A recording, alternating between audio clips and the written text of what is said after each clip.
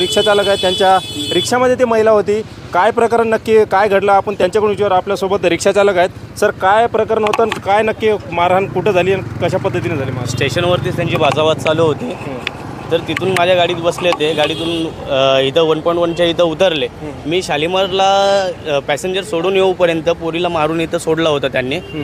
तर तो कंपनीत पळून गेला। तर मी उभारून इथं सगळे पोरं जमा झालो आम्ही। तर त्याला बोलवलं तर कंपनीवाले त्याला बाहेर पाठवत नव्हते। तर त्यामुळे सगळे तुम्हाला यांना बोलवलं, प्रेसवाल्यांना बोलवलं, पोलिसांना फोन केला 112वरती। तर ते आले, त्यांनी सहकार्य केलं। तर त्या दोघांना आता नेत आहेत ते लोक। तर ते आता घेऊन गेलेले आहेत त्यांना। पण आता तुम्ही जर धावून नसता आलात तर काय परिस्थिती झाली असती? परिस्थिती काय आहे, ती पडली होती, मेली असती, काय असती, इथं करंटचं हे आहे, मेली असती तर कोणाची जबाबदारी झाली असती ती? आता तो तर मारून पळून गेला आतमध्ये, तर उद्याला तिचं काय झालं असतं? कोण जिम्मेदारी कोण घेतली असती? तर आता तसेच तुम्ही त्या मुलीच्या मदतीला धावून गेलात तर लोक बघ्याची भूमिका घेतात, व्हिडिओ काढतात, तर त्यांना काय सांगाल तुम्ही? त्यांना हेच सांगायचं आहे, तुम्ही व्हिडिओ वगैरे नंतर काढा, पहिला तिला वाचवा, पहिला तिला सेव्ह करा, काय झालं आहे काय नाही आहे ते प्रकरण पहिला घडवा, पोलिसांना पहिला कळवा, असं काहीतरी करा। नुसता व्हिडिओ काढून फायदा नाही आहे, व्हिडिओ काढून भलं नाही होणार आहे वरती दाखवून।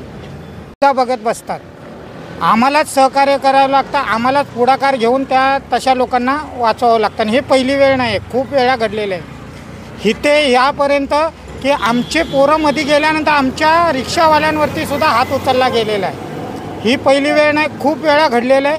आणि कारण आपण रिक्षावाल्यांना नेहमी शिवीगाळ करत असतो की रिक्षावाले असे आहेत तसे आहेत, पण सर्वसामान्य कुठलीही घटना झाली MIDCमध्ये सर्वप्रथम तो रिक्षावाला येतो। एकटा असेल तर त्यांच्या सहकार्याला बोलावून त्या मदतीला धावतो तिथं घटनास्थळी। तर माझी एकच विनंती आहे, आणि पोलीस स्टेशनला फोन केला असता पोलिसांनी पण तात्काळ येऊन इथं पाहणी केली, आणि मापे MIDCचे वाहतूक विभागाचे काही अंमलदार इथं ड्युटीवर जात असताना त्यांनी चांगलं सहकार्य केलं, त्याबद्दल त्या पोलीसवाल्यांचे धन्यवाद। तर या रिक्षाचालकांची एकच मागणी, कुठेही प्रकार घडला, ॲक्सिडेंट असेल, मारहाण असेल, जो व्यक्ती ज्याला मारहाण करते किंवा ॲक्सिडेंट झाला असेल, कृपया करून व्हिडिओ काढू नका। शक्य होत असेल तेवढी मदत करा आणि त्यांना वाचवण्याचा प्रयत्न करा, कारण व्हिडिओ काढून काही होणार नाही, स्टेटस ठेवून काही होणार नाही, पण कदाचित आपल्यामुळं कुणाचा जीव वाचेल त्या एवढं पुण्य कुठं नाही। तर कृपया करून या रिक्षाचालकाची पण मागणी आहे, माझी पण मागणी आहे, कुठेही अपघात झाला, काही प्रकार झाला तर व्हिडिओ न काढता त्या लोकांची मदत करण्याचा प्रयत्न करा।